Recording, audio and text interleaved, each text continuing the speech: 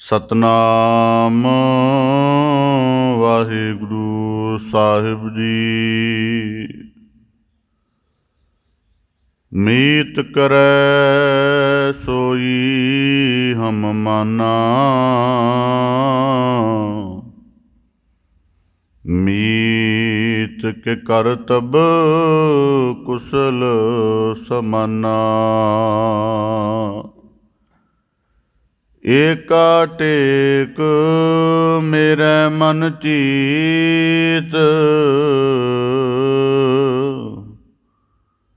ਜਿਸ ਕਿਛ ਕਰਣਾ ਸੋ ਹਮਰਾ ਮੀਤ।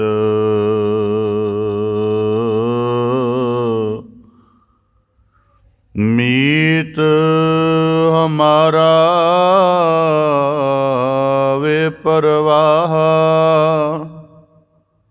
ਗੁਰ ਕਿਰਪਾ ਤੇ ਮੋਹਿ ਸਨਾਹਾ। ਕਬੀਰ ਹਰਦੀ ਪੀਰਤ ਨ ਹਰੈ, ਚੂਨ ਚਿਹਨ ਨਾ ਰਹਾਏ। ਬਲਿਹਾਰੀ ਪ੍ਰੀਤ ਕੋ, ਜਿਹ ਜਾਤ ਬਰਨ ਕੁਲ ਜਾਏ। ਰਤੇ ਸੇਈ ਜੇ ਮੁਖ ਨਾ ਮੋੜਨ, ਜਿਨੀ ਸੰਜਾਤਾ ਸਾਈ। ਚੜ੍ਹ ਚੜ੍ਹ ਪਵਦੇ ਕੱਚੇ ਬਿਰਹੀ,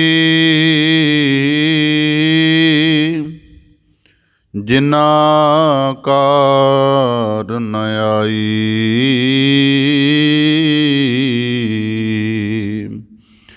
ਅਤਿ ਸੁੰਦਰ ਕੁਲੀਨ ਚਤੁਰ, ਮੁਖ ਗਿਆਨੀ ਧਨਵੰਤ। ਮਿਰਤਕ ਕਹੀਐ ਨਾਨਕਾ,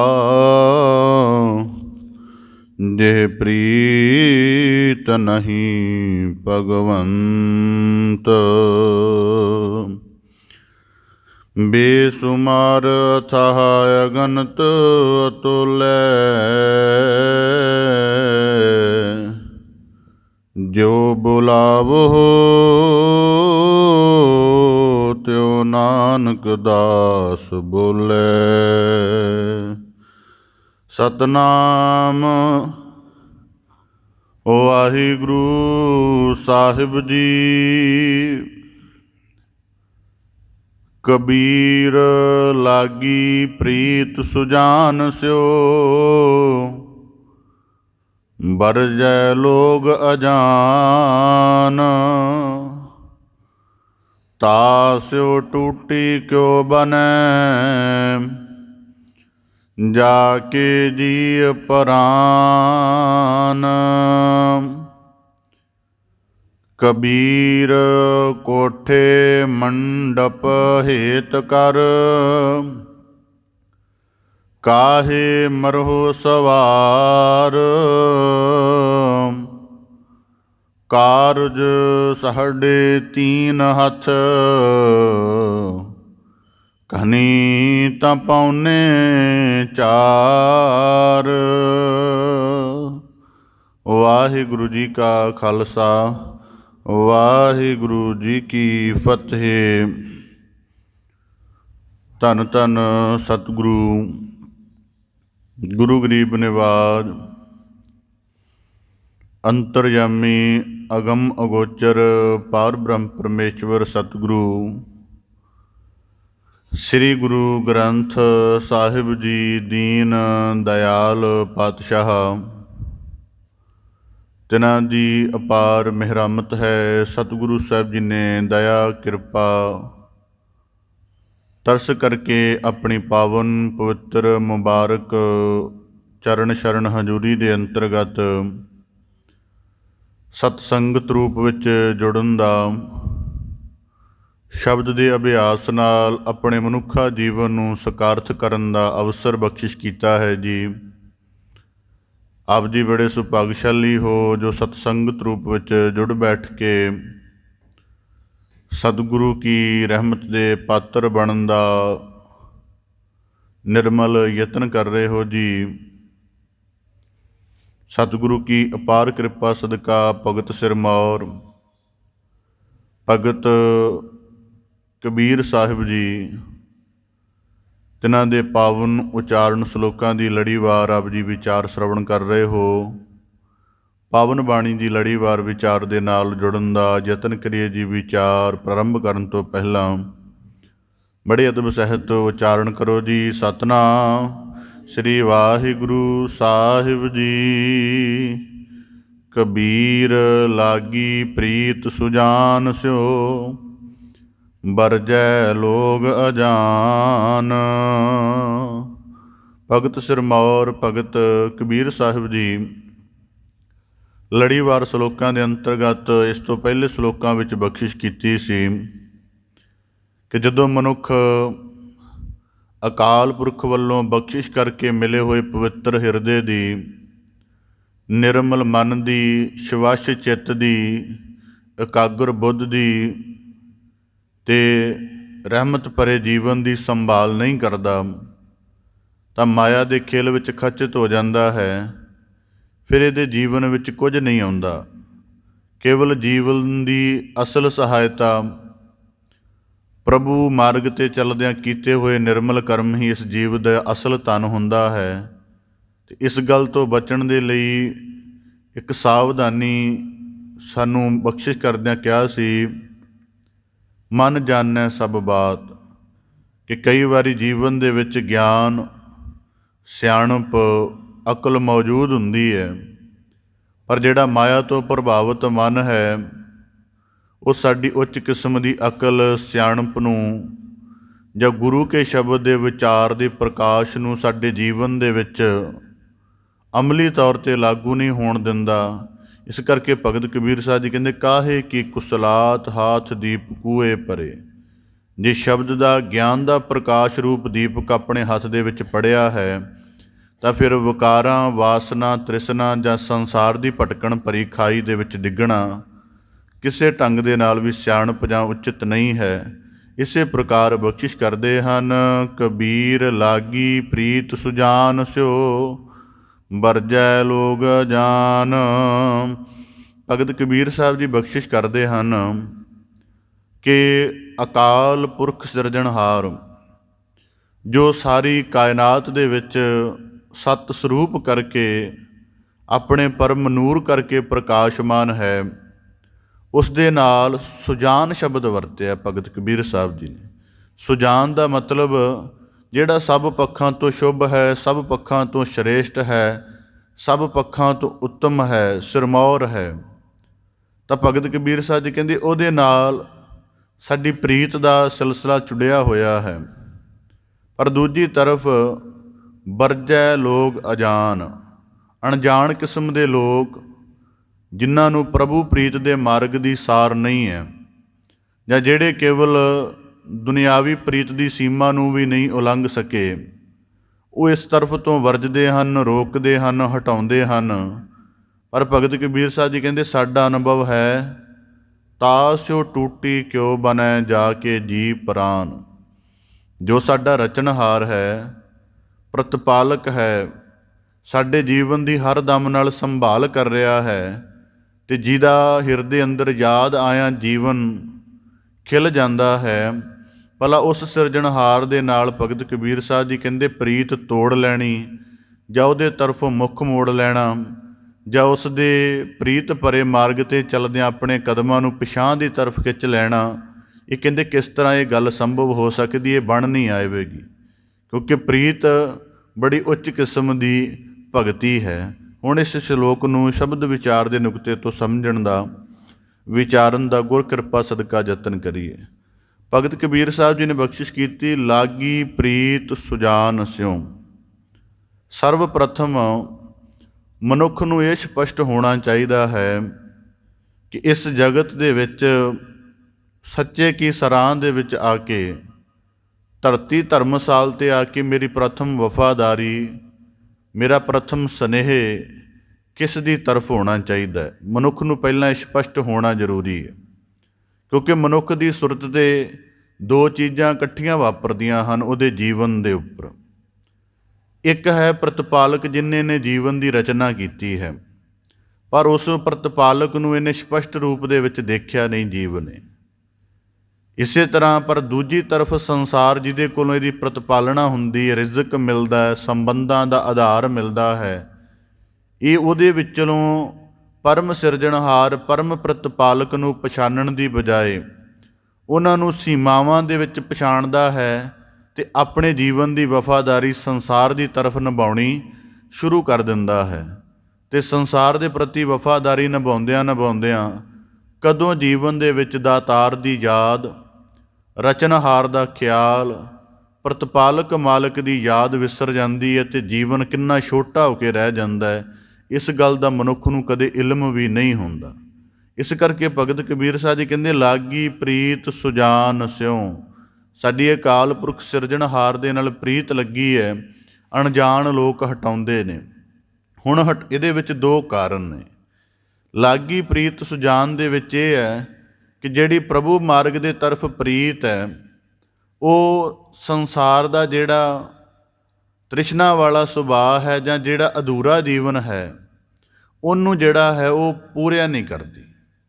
ਇਸ ਕਰਕੇ ਜਿਵੇਂ ਉਦਾਹਰਨ ਦੇ ਤੌਰ 'ਤੇ ਕਿਸੇ ਪਰਿਵਾਰ ਦੇ ਵਿੱਚ ਕੋਈ ਬੱਚਾ ਪੈਦਾ ਹੁੰਦਾ ਹੈ, ਉਹਦੀ ਪਰਵਰਿਸ਼ ਕਰਦੇ ਹਨ, ਉਹਦਾ ਸਾਰਾ ਜੀਵਨ ਸੰਭਾਲਦੇ ਹਨ, ਅਤੇ ਉਹਦਾ ਬਾਅਦ ਦੇ ਵਿੱਚ ਇੱਕ ਸਿਲਾ ਇਹ ਵੀ ਰਹਿੰਦਾ ਹੈ ਕਿ ਇਹ ਇਹਨਾਂ ਸਾਨੂੰ ਵਾਪਸ ਲੁਟਾਵੇ, ਜਾਂ ਜਿਹੜਾ ਇਹਦਾ ਸਨੇਹ ਹੈ ਜਾਂ ਵਫਾਦਾਰੀ ਹੈ ਜਾਂ ਜਿਹੜੇ ਇਹ ਕਾਰਜ ਕਰਕੇ ਕੁਝ ਕਿਸ ਤਰ੍ਹਾਂ ਦੀ ਕਮਾਈ ਕਰਦਾ ਹੈ, ਉਹਦਾ ਫਲ ਭਾਵ ਸਾਨੂੰ ਪ੍ਰਾਪਤ ਹੋਵੇ, ਇਸ ਤਰ੍ਹਾਂ ਦੀ ਅਪੇਖਿਆ ਕੀਤੀ ਜਾਂਦੀ ਹੈ। ਪਰ ਜੇ ਇਹ ਸਾਰਾ ਕੁਝ ਕਰਦਿਆਂ ਮਨੁੱਖ ਦੂਜੀ ਤਰਫ ਪ੍ਰਭੂ ਪ੍ਰੀਤ ਦੀ ਤਰਫ ਇਹ ਸਾਰਾ ਕੁਝ ਕਰੇ, ਤਾਂ ਯਕੀਨਨ ਹੈ ਪਰਿਵਾਰ ਨੂੰ, ਸਮਾਜ ਨੂੰ ਇਤਰਾਜ਼ ਹੁੰਦਾ ਹੈ ਕਿ ਪ੍ਰਭੂ ਪ੍ਰੀਤ ਦੇ ਮਾਰਗ 'ਤੇ ਕਿਉਂ ਚੱਲ ਰਿਹਾ। ਹੁਣ ਆਪ ਦੇ ਸਨਮੁਖ ਇੱਕ ਜ਼ਿਕਰ ਰੱਖਦਿਆਂ ਕਿ ਲਾਗੀ ਪ੍ਰੀਤ ਸੁਜਾਨ ਸਿਉ ਦੇ ਲੱਛਣ ਕੀ ਹਨ।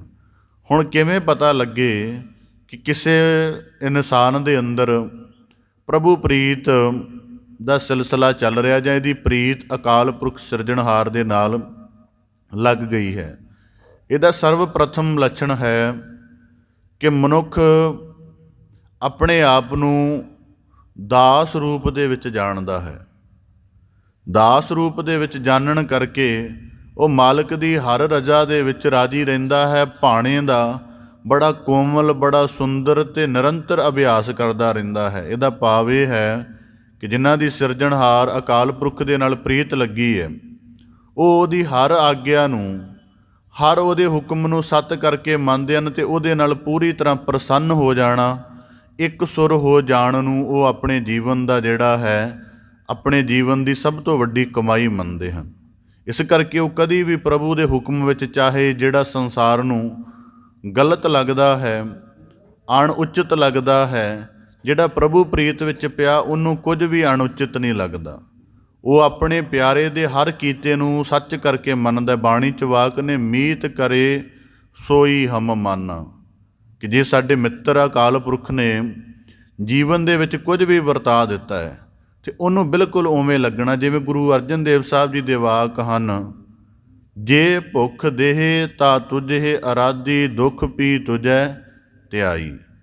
ਕਿ ਜੇ ਉਹਨੇ ਭੁੱਖ ਦਾ ਸਿਲਾ ਵਰਤਾ ਦਿੱਤਾ, ਕਈ ਦਿਨਾਂ ਤੋਂ ਭੋਜਨ ਨਹੀਂ ਪ੍ਰਤੀਤ ਹੋ ਰਿਹਾ, ਜਾਂ ਜੀਵਨ ਦੇ ਵਿੱਚ ਦੁੱਖ ਬਣ ਗਿਆ ਹੈ, ਸੰਕਟ ਬਣ ਗਏ ਨੇ, ਅਤੇ ਇਹਨਾਂ ਨੂੰ ਸੰਕਟ ਕਰਕੇ ਨਹੀਂ ਜਾਣਨਾ। ਇਸ ਕਰਕੇ ਪ੍ਰੀਤ ਦੇ ਵਿੱਚ ਅਕਾਲ ਪੁਰਖ ਦੀ ਤਰਫੋਂ ਸੰਸਾਰ ਦੇ ਨਜ਼ਰੀਏ ਵੱਲੋਂ ਭਾਵੇਂ ਕੁਝ ਗਲਤ ਵੀ ਮਿਲੇ, ਕੁਝ ਵਿਘਨ ਰੂਪ ਵੀ ਮਿਲੇ, ਪਰ ਪ੍ਰਭੂ ਦੇ ਪਿਆਰੇ ਕਦੇ ਉਸ ਨੂੰ, ਜਿਨ੍ਹਾਂ ਦੇ ਅੰਦਰ ਪ੍ਰਭੂ ਪ੍ਰੀਤ ਹੁੰਦੀ ਹੈ, ਉਹ ਕਦੀ ਉਸ ਨੂੰ ਗਲਤ ਕਰਕੇ ਜਾਂ ਅਣਉਚਿਤ ਕਰਕੇ ਨਹੀਂ ਜਾਣਦੇ ਹਨ। ਉਹਦੀ ਆਗਿਆ ਦੇ ਨਾਲ ਬਿਲਕੁਲ ਇੱਕ ਸੁਰ ਹੋ ਜਾਣਾ ਉਹਨਾਂ ਦੇ ਪ੍ਰਭੂ ਪ੍ਰੀਤ ਦਾ ਲੱਛਣ ਹੁੰਦਾ ਹੈ।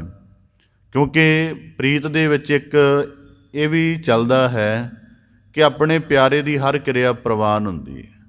ਮਾਤਾ ਪੁੱਤਰ ਦੀ ਪ੍ਰੀਤ ਵਿੱਚ ਹੁੰਦੀ ਹੈ, ਉਹਦੇ ਤੋਤਲੇ ਬੋਲਾਂ ਨੂੰ ਵੀ ਸਲਾਉਂਦੀ ਹੈ, ਉਹਦੇ ਕਰੂਪ ਚਿਹਰੇ ਨੂੰ ਵੀ ਸਲਾਉਂਦੀ ਹੈ, ਉਹਦੇ ਜੀਵਨ ਦੀ ਭਾਵੇਂ ਬਾਕੀਆਂ ਦੇ ਨਜ਼ਰੀਏ ਅਨੁਸਾਰ ਹਾਲਤਾਂ ਚੰਗੀਆਂ ਨਾ ਹੋਣ, ਪਰ ਫਿਰ ਵੀ ਸਲਾਉਂਦੀ ਹੈ। ਇਸੇ ਤਰ੍ਹਾਂ ਜਿਹੜੇ ਪ੍ਰਭੂ ਪ੍ਰੀਤ ਦੇ ਮਾਰਗ 'ਤੇ ਚੱਲੇ ਹਨ, ਜਿਨ੍ਹਾਂ ਦੀ ਸੁਜਾਨ ਨਾਲ ਪ੍ਰੀਤ ਲੱਗੀ ਹੈ, ਉਹ ਉਹਦੀ ਆਗਿਆ ਨੂੰ ਇੰਨ ਬਿੰਨ ਕਰਕੇ ਮੰਨ ਕੇ ਅਤੇ ਉਸ ਆਗਿਆ ਦੇ ਵਿੱਚ ਪ੍ਰਸੰਨ ਰਹਿੰਦੇ ਹਨ। ਇਸ ਗੱਲ ਤੋਂ ਪਹਿਚਾਣ ਹੁੰਦੀ ਹੈ ਕਿ ਇਹਨਾਂ ਦੀ ਪ੍ਰੀਤ ਸੁਜਾਨ ਪ੍ਰਭੂ ਦੇ ਨਾਲ ਲੱਗੀ ਹੁੰਦੀ ਹੈ।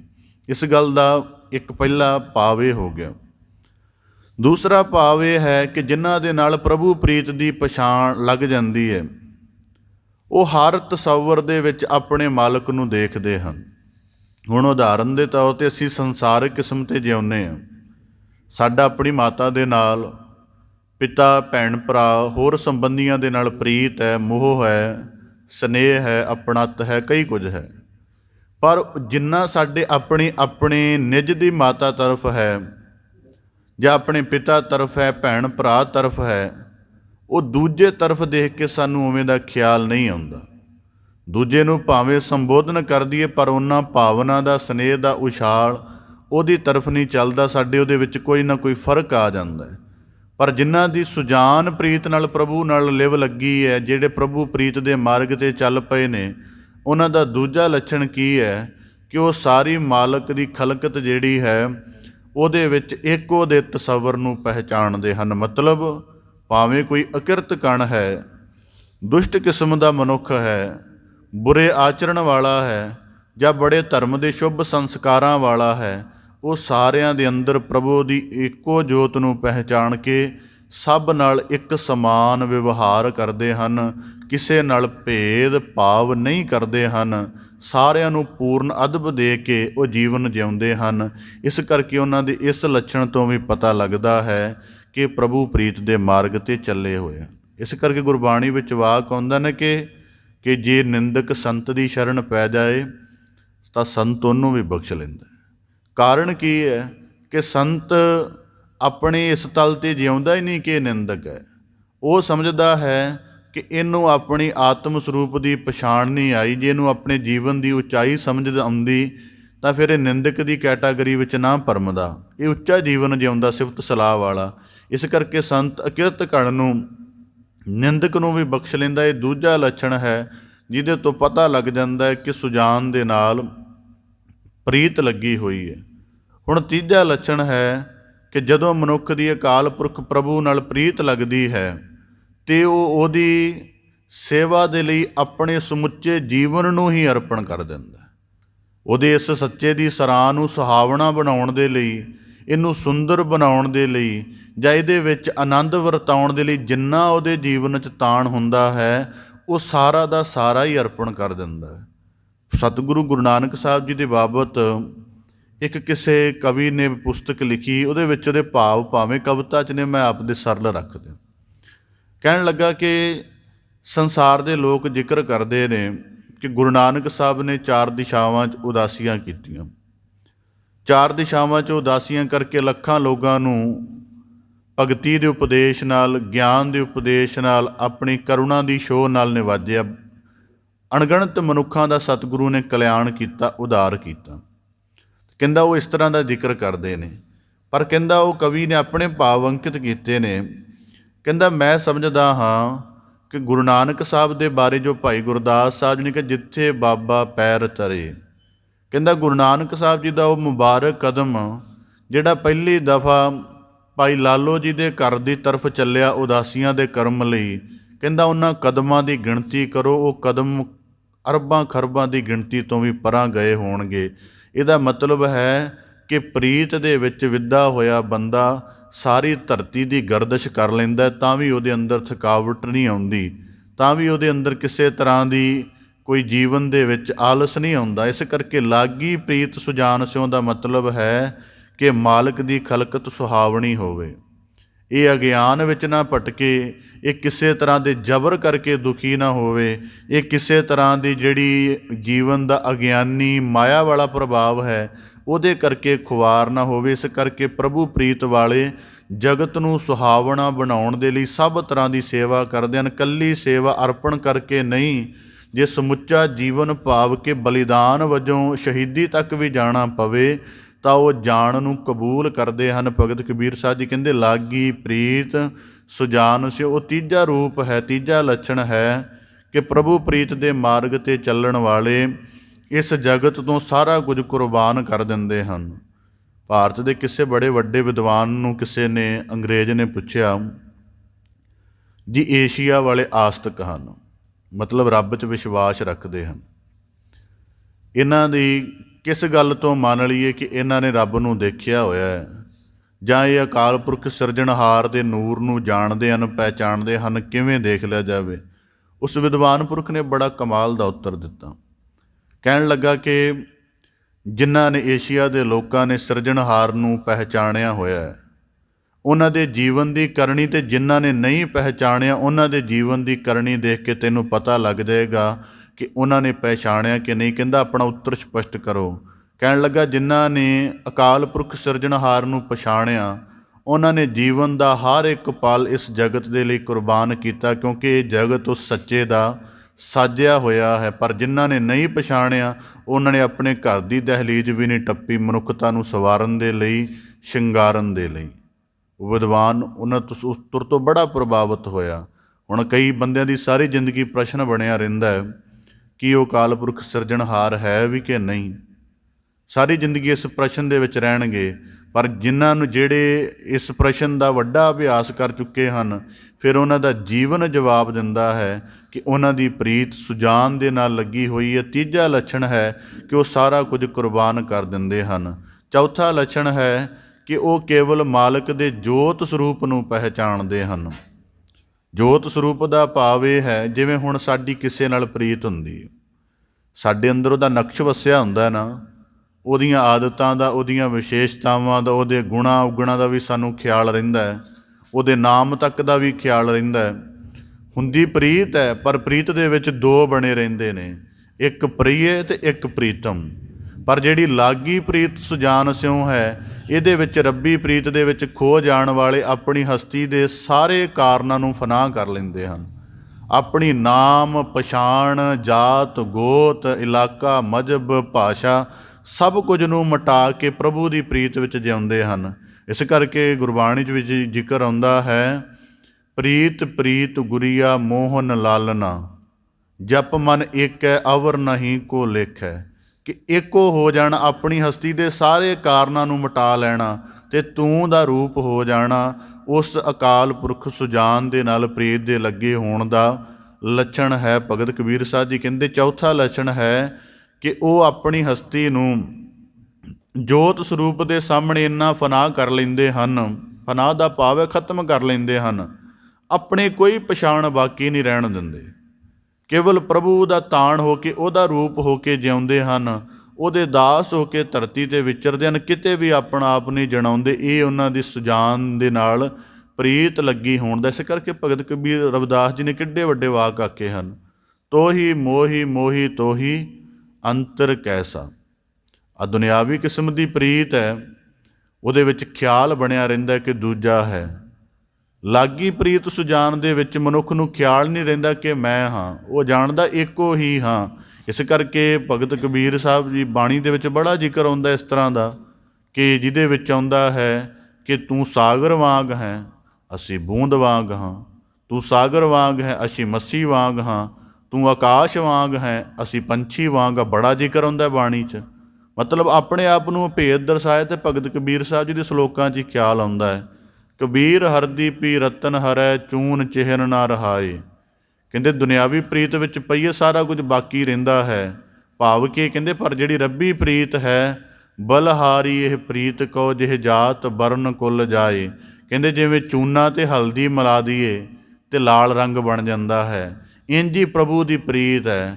ਭਾਵੇਂ ਨਿਮਨ ਕੁੱਲ ਵਾਲੇ ਹਾਂ, ਸੰਸਾਰ ਸ਼ੂਦਰ ਕਹਿੰਦਾ ਜਾਂ ਬੜਾ ਕੁਝ ਕਹਿੰਦਾ ਹੈ, ਪਰ ਜਦੋਂ ਪ੍ਰਭੂ ਪ੍ਰੀਤ ਦੇ ਵਿੱਚ ਆਪਣੇ ਆਪ ਨੂੰ ਫਨਾਹ ਕਰ ਲਿਆ, ਹੁਣ ਭਗਤ ਭਗਤ ਆਖਦੇ ਹਨ ਅਤੇ ਹਰ ਘਰ ਦੇ ਵਿੱਚ ਚਰਚਾ ਹੁੰਦੀ ਹੈ। ਅਤੇ ਭਗਤ ਵੀ ਇਕੱਲਾ ਆਪਣਾ ਨਹੀਂ, ਪ੍ਰਭੂ ਦਾ ਆਖਦੇ ਨੇ। ਇਸ ਕਰਕੇ ਭਗਤ ਕਬੀਰ ਸਾਹਿਬ ਦੇ ਸਲੋਕਾਂ 'ਚ ਜ਼ਿਕਰ ਹੈ, ਕਬੀਰ ਹਰਦੀ ਪੀਅਰੀ ਚੂਨਾ ਉਜਲ ਪਾਏ, ਰਾਮ ਸਨੇਹੀ ਤਉ ਮਿਲੈ ਦੋਨੋਂ ਬਰਨ ਗਵਾਏ। ਕਿ ਜਦੋਂ ਆਪਣੀਆਂ ਸਾਰੀਆਂ ਪਛਾਣਾਂ ਨੂੰ, ਸਾਰੇ ਹਸਤੀ ਦੇ ਆਧਾਰਾਂ ਨੂੰ ਬੰਦਾ ਛੱਡ ਕੇ ਪ੍ਰੀਤ ਵਿੱਚ ਜਿਉਂਦਾ ਹੈ, ਉਦੋਂ ਜਿਹੜਾ ਮਨੁੱਖ ਹੈ ਉਹ ਪ੍ਰੀਤ ਦੇ ਸਿਖਰ ਤੱਕ ਪੁੱਜਦਾ ਹੈ। ਤਾਂ ਭਗਤ ਕਬੀਰ ਸਾਹਿਬ ਜੀ ਕਹਿੰਦੇ ਲਾਗੀ ਪ੍ਰੀਤ ਸੁਜਾਨ ਸਿਉ। ਇਹ ਚਾਰ ਲੱਛਣ ਬੜੇ ਹਨ, ਬਹੁਤ ਜ਼ਿਕਰ ਹੋ ਸਕਦਾ ਇਹਦਾ, ਪਰ ਇਹ ਚਾਰ ਹਨ, ਸਾਨੂੰ ਪਤਾ ਲੱਗਦੇ ਕਿ ਇਹਦੇ ਅੰਦਰ ਸੁਜਾਨ ਦੀ ਪ੍ਰੀਤ ਲੱਗੀ ਹੋਈ ਹੈ ਕਿ ਨਹੀਂ। ਹੁਣ ਇਸੇ ਤਰ੍ਹਾਂ ਅੱਗੇ ਜ਼ਿਕਰ ਆਉਂਦਾ ਵਰਜੈ ਲੋਗ ਅਜਾਨ। ਹੁਣ ਲਾਗੀ ਪ੍ਰੀਤ ਸੁਜਾਨ ਦੇ ਵਿੱਚ ਇੱਕ ਬੜੀ ਕਮਾਲ ਦਾ ਜ਼ਿਕਰ ਹੈ ਕਿ ਜਿਹੜੇ ਪ੍ਰੀਤ ਦੇ ਵਿੱਚ ਆਪਾ ਆਪ ਗਵਾ ਲੈਂਦੇ ਨੇ, ਉਹਦਾ ਕੋਈ ਪ੍ਰਮਾਣ ਵੀ ਹੋਏਗਾ, ਕੋਈ ਇਸ ਤਰ੍ਹਾਂ ਦੀ ਘਟਨਾ ਹੋਵੇਗੀ ਤਾਂ ਲੈਲਾ ਮਜਨੂੰ ਦਾ ਬੜਾ ਵੱਡਾ ਪ੍ਰਮਾਣ ਦਿੱਤਾ ਜਾਂਦਾ। ਕੁਝ ਦਿਨ ਪਹਿਲਾਂ ਹੀ ਇਸ ਨਾਲ ਵਾਬਸਤਾ ਹੋ ਰਿਹਾ ਸਾਂ ਤੇ ਕਹਿੰਦੇ ਇੱਕ ਦਫਾ ਮਜਨੂੰ ਕਿਸੇ ਨਮਾਜ਼ ਪੜ੍ਹਨ ਵਾਲੇ ਦੇ ਅੱਗੋਂ ਗੁਜ਼ਰ ਗਿਆ ਤਾਂ ਉਹ ਨਮਾਜ਼ ਪੜ੍ਹਨ ਵਾਲੇ ਨੇ ਆਪਣੀ ਨਮਾਜ਼ ਪੂਰੀ ਕਰਦਿਆਂ ਉਹਨੂੰ ਮਗਰ ਆ ਕੇ ਮੰਦੇ ਭਲੇ ਵਾਹ ਕੇ ਕਹਿਣ ਲੱਗਾ ਕਿ ਕਾਫਰ, ਐ ਮੂਰਖ, ਤੈਨੂੰ ਪਤਾ ਨਹੀਂ ਮੈਂ ਅੱਲਾਹ ਤਾਲਾ ਦੀ ਇਬਾਦਤ ਦੇ ਵਿੱਚ ਲੱਗਾ ਹਾਂ, ਤੂੰ ਮੇਰੇ ਅੱਗੋਂ ਗੁਜ਼ਰ ਗਿਆ, ਨਮਾਜ਼ ਦੀ ਤੌਹੀਨ ਕੀਤੀ ਹੈ। ਤਾਂ ਮਜਨੂੰ ਨੇ ਬੜਾ ਕਮਾਲ ਦਾ ਉੱਤਰ ਦਿੱਤਾ, ਕਹਿੰਦਾ ਪਹਿਲੀ ਗੱਲ ਇਹ ਹੈ ਕਿ ਤੇਰੀ ਕਈ ਗੱਲ ਨੂੰ ਮੈਂ ਤਾਂ ਮੰਨ ਸਕਦਾ ਜੇ ਮੈਨੂੰ ਪਤਾ ਹੁੰਦਾ ਕਿ ਮੈਂ ਤੇਰੇ ਅੱਗੋਂ ਗੁਜ਼ਰਿਆ ਹਾਂ, ਪਰ ਫਿਰ ਵੀ ਜੇ ਤੂੰ ਕਹਿ ਰਿਹਾ ਮੈਂ ਤੇਰੇ ਅੱਗੋਂ ਨਮਾਜ਼ ਪੜ੍ਹਦਿਆਂ ਗੁਜ਼ਰਿਆ, ਮੈਂ ਤੇਰੀ ਗੱਲ ਨੂੰ ਮੰਨ ਲੈਂਦਾ, ਪਰ ਮੈਨੂੰ ਇੱਕ ਗੱਲ ਦੱਸ, ਅੱਲਾਹ ਤਾਲਾ ਨੇ ਦੋ ਆਕਾਰ ਸਾਜੇ ਨੇ, ਇੱਕ ਲੈਲਾ ਅਤੇ ਦੂਜਾ ਮੈਂ ਮਜਨੂੰ। ਮੈਂ ਲੈਲਾ ਦੀ ਪ੍ਰੀਤ ਵਿੱਚ ਇਤਨਾ ਫਨਾਹ ਹੋ ਗਿਆ ਕਿ ਮੈਨੂੰ ਆਪਣੇ ਪ੍ਰੀਏ ਦਾ ਖਿਆਲ ਨਹੀਂ ਰਿਹਾ, ਅਤੇ ਜਿਹੜਾ ਸਾਨੂੰ ਸਾਰਿਆਂ ਨੂੰ ਰਚਣ ਵਾਲਾ ਅੱਲਾਹ ਤਾਲਾ ਜਿਹਦੀ ਇਬਾਦਤ ਵਿੱਚ ਤੂੰ ਲੱਗਾ ਸੀ, ਉਹਦੀ ਇਬਾਦਤ ਵਿੱਚ ਲੱਗਿਆ ਹੋਇਆਂ ਤੈਨੂੰ ਮੇਰੇ ਅੱਗੇ ਲੰਘਣ ਦਾ ਖਿਆਲ ਕਿਵੇਂ ਰਹਿ ਗਿਆ। ਲਾਗੀ ਪ੍ਰੀਤ ਸੁਜਾਨ ਸਿਉ। ਇੱਥੋਂ ਤੱਕ ਫਨਾਹ ਹੋ ਜਾਂਦੇ ਨੇ, ਆਪਣੇ ਆਪ ਦੇ ਵਿੱਚ ਆਪਣੇ ਸਾਰੇ ਪਛਾਣਾਂ ਦੇ ਆਧਾਰਾਂ ਨੂੰ ਜਿਉਂਦੇ ਹਨ। ਇਸ ਕਰਕੇ ਗੁਰਬਾਣੀ ਦੇ ਵਿੱਚ ਸਤਿਗੁਰੂ ਸਾਹਿਬ ਜੀ ਦੇ ਐਸੇ ਵੀ ਵਾਕ ਪ੍ਰਾਪਤ ਹਨ, ਹਉ ਫਿਰੋ ਦੀਵਾਨੀ ਆਵਲ ਬਾਵਲ ਤਿਸ ਕਾਰਨ ਹਰ ਢੋਲੀਏ। ਇਸ ਕਰਕੇ ਭਗਤ ਕਬੀਰ ਸਾਹਿਬ ਜੀ ਕਹਿੰਦੇ ਲਾਗੀ ਪ੍ਰੀਤ ਸੁਜਾਨ ਸਿਉ, ਉਸ ਸਿਰਜਣਹਾਰ ਦੇ ਨਾਲ ਪ੍ਰੀਤ ਲੱਗੀ ਹੈ। ਅੱਗੇ ਜ਼ਿਕਰ ਕਰਦੇ ਹਨ ਵਰਜੈ ਲੋਗ ਅਜਾਨ, ਕਿਉਂਕਿ ਜਿਹੜੀ ਅਕਾਲ ਪੁਰਖ ਸਿਰਜਣਹਾਰ ਦੇ ਨਾਲ ਪ੍ਰੀਤ ਹੈ ਉਹ ਜਗਤ ਦੇ ਛੋਟੇ ਪੱਧਰ ਦੇ ਜੀਵਨ ਨੂੰ ਛੁਟਿਆ ਦਿੰਦੀ ਹੈ। ਹੁਣ ਪਰਿਵਾਰ ਚਾਹੁੰਦਾ ਹੈ ਅਸੀਂ ਇਹਨੂੰ ਪਾਲਿਆ ਹੈ, ਇਹ ਜ਼ਿੰਦਗੀ ਭਰ ਸਾਡੀ ਸੰਭਾਲ ਕਰੇ। ਹੁਣ ਉਹ 5 ਤੱਕ ਸੀਮਤ ਰਹੇ ਕਿ 5 ਲੱਖ ਤੱਕ ਆਪਣੀ ਸਮਰੱਥਾ ਲੈ ਜਾਵੇ। ਜੇ ਉਹ ਦੁਨਿਆਵੀ ਕਿਸਮ ਦੀ ਪ੍ਰੀਤ ਵਿੱਚ ਰਹੇਗਾ ਤਾਂ 5 ਤੱਕ ਰਹੇਗਾ, 10 ਤੱਕ ਰਹੇਗਾ, ਪਰਿਵਾਰ ਵੱਡਾ ਹੋਏਗਾ ਤਾਂ 50 ਤੱਕ ਰਹੇਗਾ। ਪਰ ਉਹਦੇ ਅੰਦਰ ਦੇ ਗਿਆਨ ਦਾ ਪ੍ਰਕਾਸ਼, ਉਹਦੇ ਜੀਵਨ ਦਾ ਪ੍ਰੇਮ, ਉਹਦੇ ਜੀਵਨ ਦੇ ਵਿੱਚ ਜੋ ਮਾਨਵਤਾ ਲਈ ਕਰ ਗੁਜ਼ਰਨ ਦੀ ਸਮਰੱਥਾ ਹੈ, ਖਲਕਤ ਦੇ ਵਿੱਚ ਖਾਲਕ ਨੂੰ ਪਹਿਚਾਣਦਿਆਂ ਹੋਇਆਂ ਉਹ 5-10 ਤੱਕ ਸੀਮਤ ਰਹੇ ਕਿ ਕਰੋੜਾਂ ਤੱਕ ਚਲੀ ਜਾਵੇ। ਇਸ ਕਰਕੇ ਦੁਨਿਆਵੀ ਕਿਸਮ ਦੀ ਪ੍ਰੀਤ ਸਾਨੂੰ ਛੋਟਾ ਨਿਭਾਉਂਦੀ ਹੈ।